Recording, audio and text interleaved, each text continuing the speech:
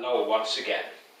Yes, this is me, Leonard Wells, broadcasting as usual from HASLINGDEN, north of Manchester in the UK, on Sunday the 27th of November 2011.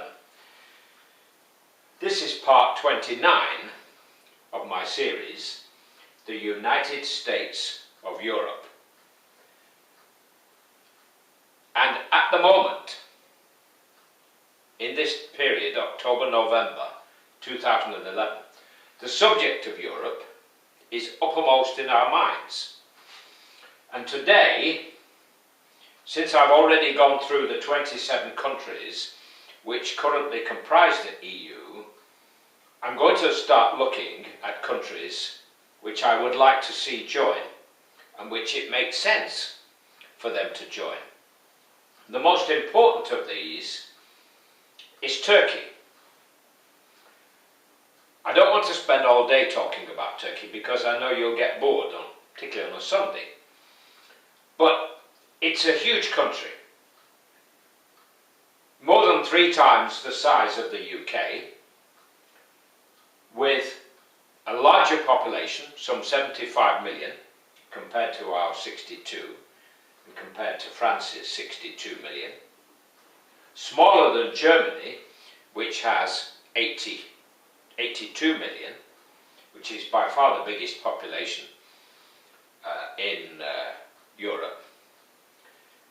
Turkey, unlike the rest of Europe, although there are some exceptions in the Balkans, like Albania, is largely a Muslim country. And this is part of the problem, because the two things which separate mankind more than any other are 1, nationality, and 2, religion. If there are 2 things which will split people and have them falling out, it is nationality and religion. There are people alive now in the UK who remember the First and the Second World Wars and still feel some kind of resentment towards Germans. There are people in France, of course, who still feel a little bit of resentment towards Germany. We seem to have spent a whole century, the 20th century, at war with the Germans. And yet it is no good making fun about being in the EU with people like the Germans, because they've recently done some tests, these genetic scientists, which prove that most of the people in the UK are for the most part German anyway, because England, when it was a Celtic country, was invaded by Anglo-Saxons and Jutes, as they were called, from this part of the world. So we can't get away from these problems, and it's no good bringing them to the surface all the time, like the British National Party and UKIP and all these others do, always insisting that we're different. If you go down that route, it becomes never-ending. People in one part of the country want to be different and separate from another part. Like Scotland is now talking about breaking away from the United Kingdom. Well, you couldn't think of a more backward step, contrary to the flow of history. So, at the moment, we have 27 countries in the EU. Not all of them participate fully, like the UK and Switzerland and Norway and Denmark, which have different levels of participation. Switzerland, for example, is in Schengen, which means a passport-free control for people who arrive from within the Schengen area. But it's not in the EU, technically, and it's not in the Euro. The UK, of course, is not in Schengen or the Euro, but it is in the EU. Norway is in the EU, but neither is it in but it is not in the euro, but it is in Schengen. So you have all these different hymn sheets, which makes for a very sort of raucous chorus, if you like. It becomes increasingly difficult to work together when you're all doing slightly different things. We want to play golf with the rest of the guys, but we want a different size ball, and so on and so forth. And this is the problem. And this is why there is difficulties with the euro at the moment, the eurozone. And the obvious solution, which few people can stand far enough back to see, is to have a United States of Europe, as there is a United States of America, with a capital. Because of our long histories, we could have a moving capital. Maybe 5 years in London, 5 years in Paris, 5 years in Berlin, 5 years in Madrid, so that we don't have these petty jealousies and start saying, oh, we don't like to be ruled by Brussels and all this sort of business. Well, there are people in Scotland who don't like to be ruled by London. There are people in Lancashire who don't like being ruled by people in London. So it's a pointless argument to start this business of, we don't want to be ruled from Brussels. When you look at the kinds of shenanigans the British MPs were up to, well, fiddling their expenses, they're all doing very nicely, thank you. After a year or two as an MP in this country, if you lose your seat, they give you £75,000 golden goodbye, as well as some kind of pension. So they don't do too badly. So I don't see why, and if you become an MEP, you get £180,000 a year. Anyway, I'm getting onto my high horse about these things, so I'm going to come back to Turkey. Now, what a history this country has had, Turkey. It straddles Europe, little bit of it's in Europe. This bit is in Europe, and the bulk of it is in Asia. Now, those are only intellectual, technical terms. So the people who say we shouldn't have Turkey in because it's not European, that's just an intellectual split in the mind. It is naturally looking westward. It has always wanted to be a secular country as opposed to a totally religious dominated country. At one time it was invaded by the Mongols, centuries ago. Eventually the Muslims conquered Constantinople, the city which was part of the original Roman Empire, and under the Emperor Constantine I renamed itself Constantinople. And it took them until about the 14th century or so to conquer Constantinople. And the Ottoman Empire, as it was called, which was Islamic, took over large parts of the Balkans and even got as far as Vienna, where it was stopped at Vienna, by the way. But I mean, places like Albania have largely remained Muslim as a consequence. And it's this problem which has made countries like Germany and France reluctant to allow Turkey in. But it's nonsense in a way, because our Protestant churches in the north are as different from the Catholic churches of the south, of France and Spain and Italy, as Christianity is and Islam. There's the difference between those two. So it is kind of nonsense, really. It's just all in the mind. I mean, a lot of the people in Turkey aren't what we call religious at all. Just as many of what we call Christians in the West are not religious at all. It's just the fact that there are more minarets in Turkey than there are steeples. There are as many minarets in Turkey as there are steeples in the West. So I'd like to see Turkey join the EU. It wants to join. It's tried to join. Of course, the Ottoman Empire lasted until the First World War, when it was totally smashed, because Turkey was on the side of Germany during the First World War, and as a result it lost its empire, effectively. It was occupied by the Allies, and a resistance grew in the 1920s, early 20s, and the invading Greek army at that point, which had invaded after the First World War, was thrown out. And a guy called Kemal Pasha rallied the forces and started the Republic of Turkey. And as a result, he is so famous in Turkey, he was given the name Ataturk. Kemal Ataturk was originally, he's born Pasha, but his name is now Ataturk, because that means father of the Turks. And since then, it's been democratic largely. They've had problems because the army has preferred to be secular, whereas some parts of the nation wanted to be religious. So the army has always kind of balanced it out and stepped in sometimes and thrown the governments out occasionally when it thought it was becoming too religious. So just as we've had difficulties with religion, so have they. And we're all human in this respect. All right, so maybe some people in Turkey dress differently.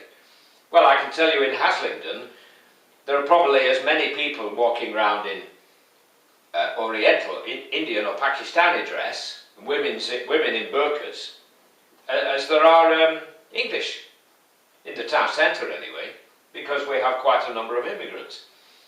And as long as you don't start feeling that they shouldn't be here, what right have they to be here? Well, what right haven't they to be here?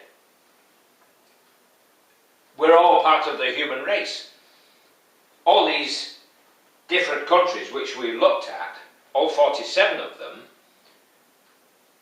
were all came into being because of wars and divisions and historical reasons, and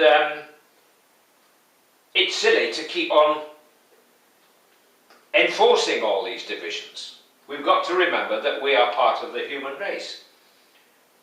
It will be an enormous task to bring about a United States of Europe, but if we can bring Turkey in, what an enormous contribution it could make, apart from its additional economy, which is very strong actually, not as strong as ours, I mean, effectively, but